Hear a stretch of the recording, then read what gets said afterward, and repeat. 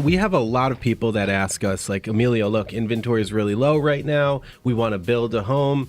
What do we do? So today I figured it'd be a great opportunity to talk about the pitfalls of buying a buildable lot, and who better than you?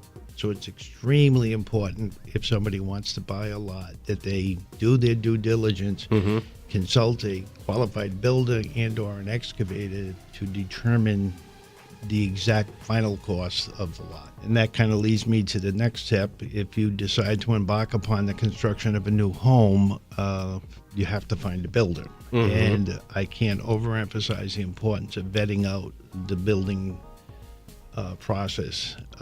You have to make sure you have a qualified builder, and you should vet them out by doing the following things. Speak to references who this person's built a home for.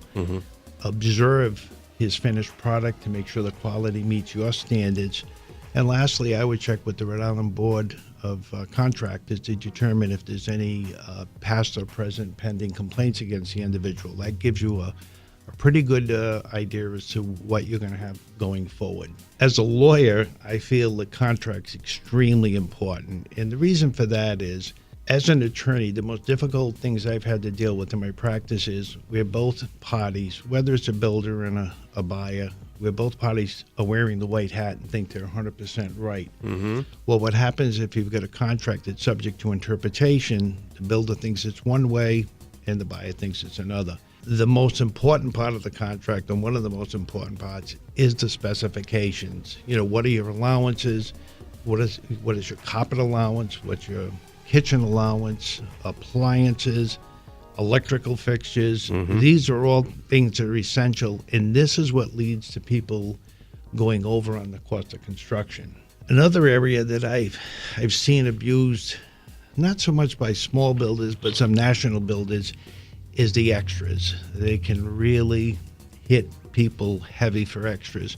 So I always recommend that when a client of mine is going to embark upon a new construction, they should get a list of potential extras. What does it cost for crown molding? What does it cost for a chair rail? If you want to add a bathroom, these are the things that some builders take advantage of buyers. The most important thing is to, when they're purchasing a lot, to nail down everything in terms of the costs. If it's a sewer lot, it's a lot easier, but Rhode Island's a lot of rural areas, so we do septic systems.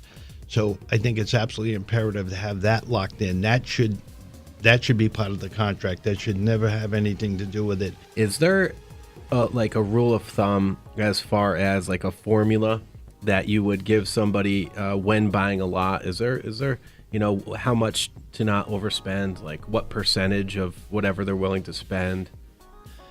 That's a difficult question to answer. As a builder, when I buy a lot, and most builders do, a range of 20 to 25% of the finished price is what we use in order to build a home and, you know, make some sort of a reasonable profit.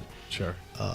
One thing you don't want to do is overbuild in any particular neighborhood. You know, the old expression, you want to have the smallest house in the nicest neighborhood.